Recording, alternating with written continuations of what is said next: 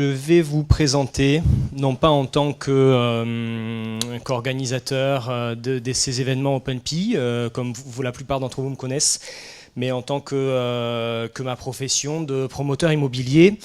Un bâtiment sur lequel j'ai travaillé à la conception depuis quelques mois et qui a pour vocation d'accueillir, d'organiser, en fait de matérialiser toutes les choses un petit peu immatérielles, tous les sujets immatériels dont on traite au travers d'OpenPI, et particulièrement pour ce bâtiment autour du sport, de l'automédication, de l'autonomisation des personnes dépendantes.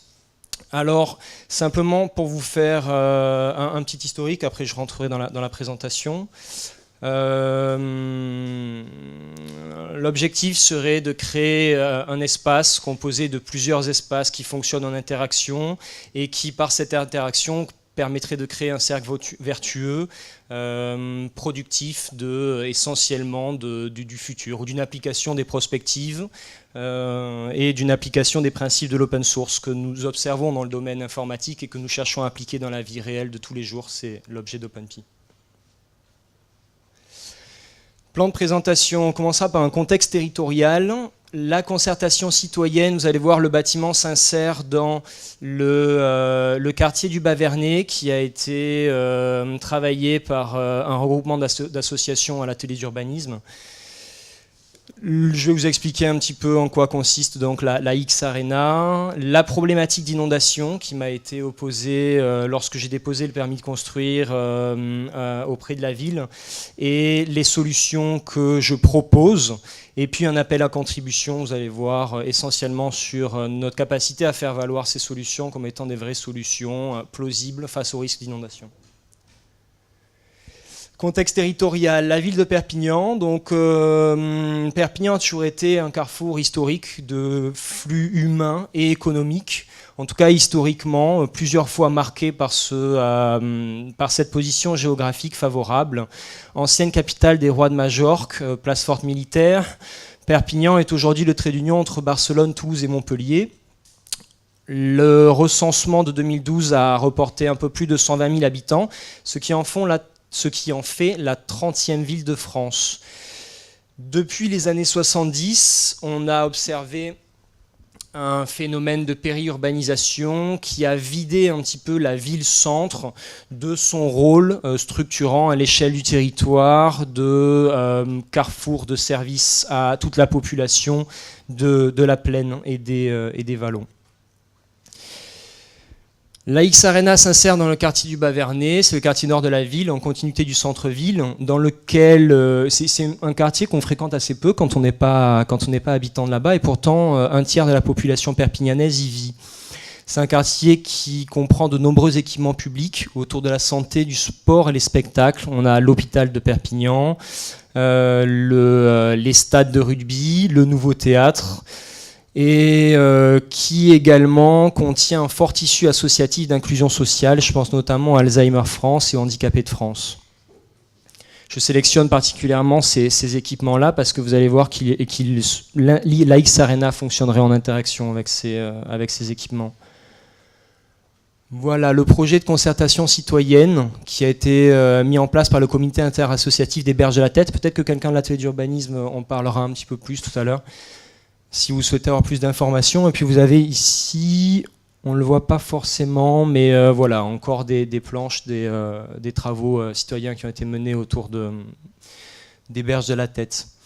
Donc ce sont 6 associations de quartier qui sont réunies autour d'un comité interassociatif qui imagine le développement de la ville autour de la reconquête de son fleuve.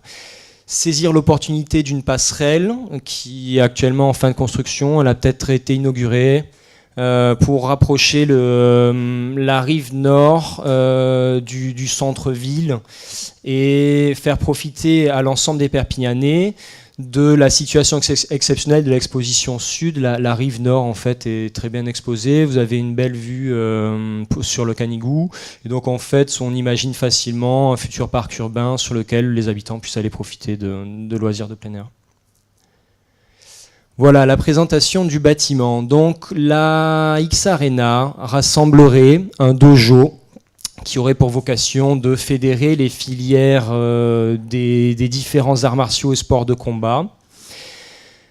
Également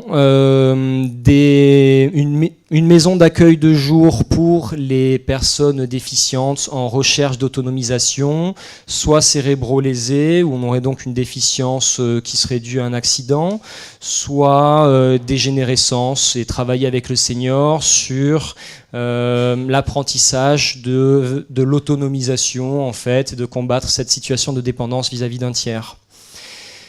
Le complément se ferait donc par la mise en place d'espaces de coworking, de formation à l'utilisation donc de ces techniques collaboratives, un Fab Lab qui permettrait du coup de créer des prototypes pour la création d'objets soit connectés, soit objets en open source, soit les deux d'ailleurs, et qui pourraient permettre du coup aux différents usagers et aux habitants de Perpignan de venir sur place fabriquer et aller toujours vers quelque chose.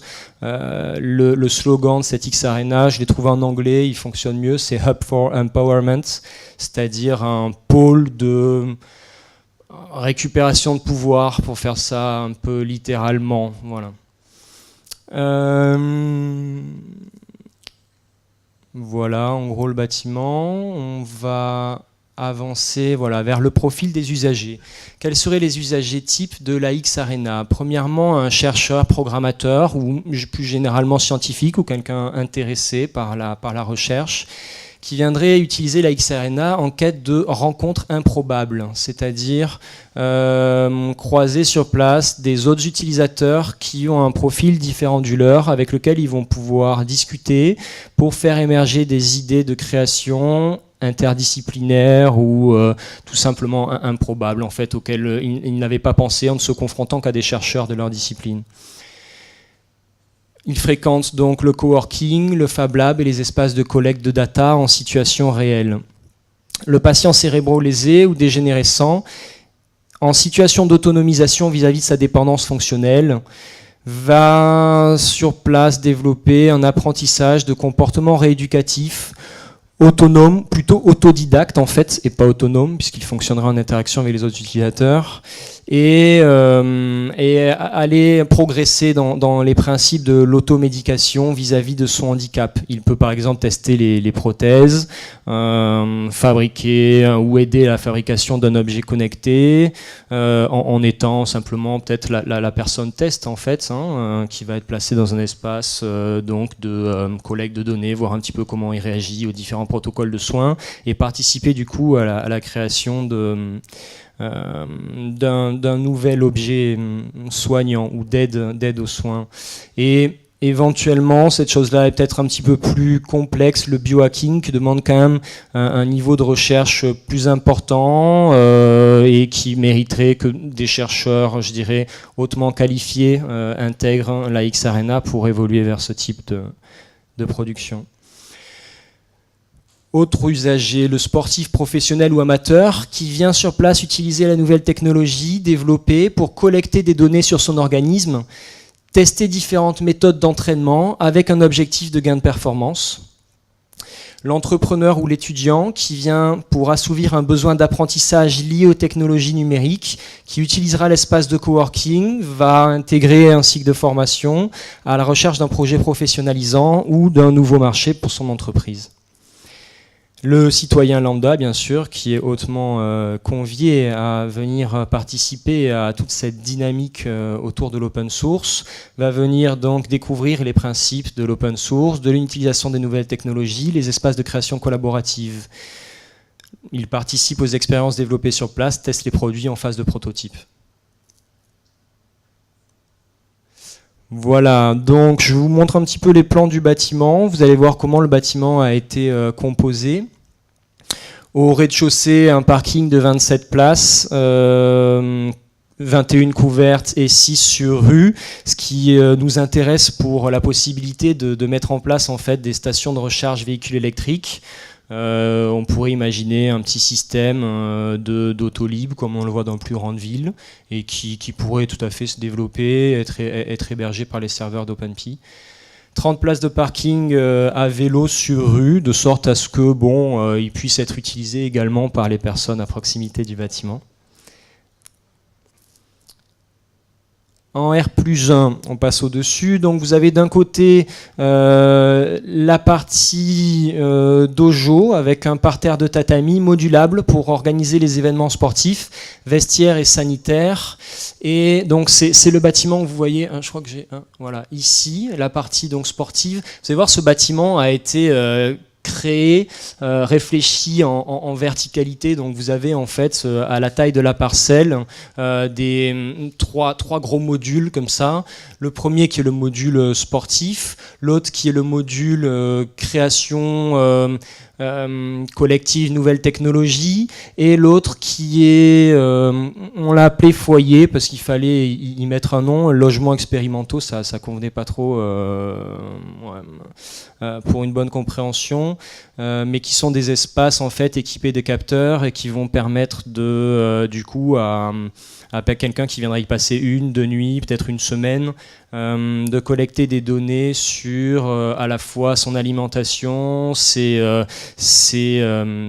données en fait corporelles, la quantité d'eau que vous allez boire, tout un tas de choses en fait qui sont intéressantes autant pour le senior, autant pour connaître la dégénérescence individuelle, chacun a des profils différents, mais également pour le sportif qui lui voudrait tout simplement savoir si son alimentation fonctionne bien, s'il sent que le lendemain il a plus de punch à l'entraînement et ce genre de choses.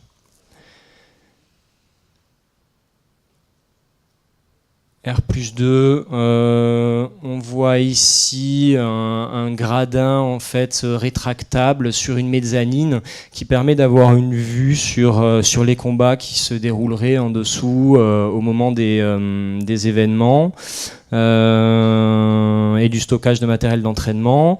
Et sur la partie tertiaire, on a donc l'accueil de jour des patients Alzheimer et ici les chambres du foyer.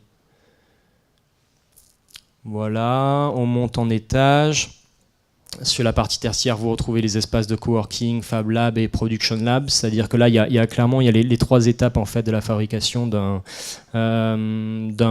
produit sur les méthodes collaboratives. Tout d'abord, vous intégrez un espace de coworking pour rencontrer du monde, discuter, apprendre un petit peu à créer en collaboration. Puis vous allez rentrer au Fab Lab pour passer dans une phase de prototypage, et puis une fois que votre prototype est prêt à être commercialisé, vous intégrez un Production Lab sur lequel vous allez trouver une caméra, éventuellement une radio, du matériel d'enregistrement qui va vous permettre en fait de créer la campagne de lancement de votre produit. Sur la partie dojo, on a prévu un solarium avec une salle de fitness, une cafétéria et à l'étage, les chambres. Ici, voilà, on continue sur le même schéma. Le bâtiment continue à accueillir donc les activités que je vous ai déjà présentées. Alors, j'ai commencé à travailler sur ce bâtiment. Je l'ai présenté au service de la ville et assez rapidement on a été bloqué par une problématique qui est la problématique inondation du quartier. Le PPRI, en fait, on va attaquer la politique urbaine après. Je vais vous faire un petit historique du quartier du Bas-Vernay en termes d'inondation. La rive gauche, tout simplement, est plus basse que la rive droite. Donc le Bas-Vernay est fortement exposé au débordement de la Tête, ce qui n'est pas le cas de cette partie du centre-ville. La grosse référence, c'est l'inondation qu'il y a eu en 40. Plusieurs canaux d'irrigation également traversent le quartier et peuvent donc, en cas de forte pluie, être vite engorgés et créer des inondations dans le quartier. De nombreux travaux ont été réalisés pour diminuer ce risque et actuellement, les inondations probables, telles qu'elles sont notées dans le document de prévention des risques, sont des inondations qui sont considérées comme simplement gênantes pour les circulations et les biens matériels stockés dans les caves.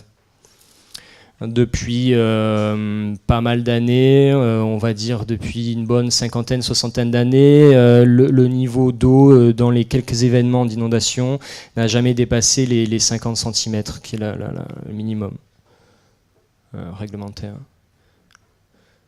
Voilà, politique urbaine appliquée depuis 20 ans. Cette analyse territoriale des années 90, dans un contexte de développement par l'étalement urbain, s'est traduite au PPRI, le plan de prévention des risques inondations, dans les années 2000, par ces termes qui voudraient que l'urbanisation de ce quartier doit être maîtrisée afin de limiter le nombre de personnes exposées au risque. La conséquence directe qu'il y a eu à cette politique urbaine face au risque inondation, ça a été de provoquer une désertion du quartier par l'application d'un blocage des initiatives de réhabilitation. Tout simplement, quand j'ai présenté la X-Arena, c'est-à-dire aujourd'hui vous avez une parcelle qui est construite à 100% sur à peu près 1000 m², c'est un ancien bâtiment, un hangar industriel. On m'a dit oui, mais si vous démolissez pour reconstruire, vous ne pourrez la reconstruire qu'à hauteur de 30% de sa surface actuelle. Autant vous dire que pour un équilibre économique, c'est impossible de trouver une économie à ce projet avec cette contrainte-là. Cette contrainte qui n'est finalement que l'application d'un point de vue face à la façon de gérer la problématique de l'inondation. Comme je ne supporte pas trop d'avoir des contraintes, j'ai cherché une solution à cette problématique inondation et je propose donc différentes solutions qui se traduisent dans ce bâtiment et qui pourraient potentiellement du coup nous permettre, plutôt que de fuir le quartier en se disant attention, il y a potentiellement un risque de se voir inondé une fois tous les 100 ou 200 ans, de dire bon, on est en train en fait d'abandonner un quartier de la ville, de provoquer sa paupérisation. Et on pourrait tout simplement chercher à faire face au risque, à se dire qu'on est en capacité de mettre en place des solutions qui nous permettraient de réagir. Première chose, l'élévation du premier plancher praticable au-dessus du niveau de submersion maximale. Alors c'est simplement dû au fait que dans la mesure où on crée un parking sur toute la surface du rez-de-chaussée, le premier plancher praticable se retrouve à presque 3 mètres de hauteur. La submersion maximale ne dépassera jamais les 1,50 m, donc on sait bien que toutes les personnes dans le bâtiment seraient au sec et les risques en cas d'inondation se répercuteraient sur les biens matériels, voitures en fait stockées dans le parking. Changement de destination du rez-de-chaussée commercial précédemment exploité en parking. Décaissement du sous-sol en bassin de rétention à la parcelle, c'est une solution comme une autre. J'ai tout à fait conscience que ça ne fonctionnerait absolument pas parce qu'en fait on va créer 3000 m³ d'eau de stockage à la parcelle, mais si le quartier est inondé, on va de toute façon pas récupérer toute l'eau du quartier. Donc effectivement, ça permettra de laisser le temps de voir les eaux monter. On aura un petit système comme ça tampon à la taille de la parcelle. Et puis bon, après une fois que le quartier est inondé, de toute façon, il le sera pour nous aussi. Mais c'est un moyen de contribuer à la taille de notre parcelle, à créer des espaces de rétention d'eau. Un solarium convertible en station d'atterrissage pour hélicoptère. Alors ça c'est intéressant, c'est assez original, mais en même temps c'est tout à fait plausible. C'est-à-dire que les secours peuvent venir se poser sur cette terrasse, qui est de toute façon une terrasse plate, et pour pouvoir évacuer les habitants du quartier qui se retrouveraient exposés au risque, exposés à l'inondation et en fait est bloqués dans notre bâtiment. L'autre moyen pour sauver plus de monde que simplement les utilisateurs de la X-Arena, c'est que j'ai prévu je propose des anneaux d'ancrage pour bateaux à la façade du R+1. Ce qui permettrait en fait aux pompiers ou même aux habitants qui vivent actuellement dans des maisons basses et qui seront directement exposés à l'inondation en cas de crue, de rejoindre la X-Arena en bateau, de monter au sec et d'attendre que les hélicoptères viennent les chercher pour les amener plus loin à l'abri. Voilà. Un scénario catastrophe. Je voulais un petit peu exposer. Mais donc globalement, vous voyez, première étape, les utilisateurs habituels fréquentent la X-Arena. Le service de prévention des crues détecte une montée des eaux. On a des capteurs dans le lit de la tête. Et la ville lance une alerte. Les utilisateurs sont avertis. Ils sont invités à rester dans le bâtiment, réquisitionnés en zone de refuge. Et les habitants du quartier dont les habitations ne sont pas adaptées aux inondations sont invités à rejoindre la zone refuge avant le débordement des eaux.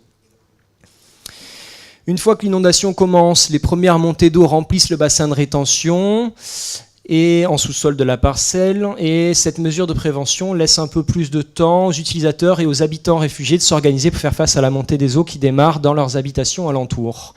Les bateaux continuent à ramener, vous voyez, les autres habitants une fois que l'inondation est arrivée à stabilité. Et voilà, ils sont ancrés à la façade grâce aux anneaux, ce qui évitera de tomber dans l'eau par maladresse. Et bon, ils peuvent du coup amarrer, on dit amarrer. Même au Bas-Vernay, on pourrait amarrer en fait en cas de montée des eaux. Voilà, les secours qui viennent par voie aérienne. J'ai appris un nouveau mot, là aussi, les habitants sinistrés pourront être élitreillés jusqu'au centre d'hébergement d'urgence.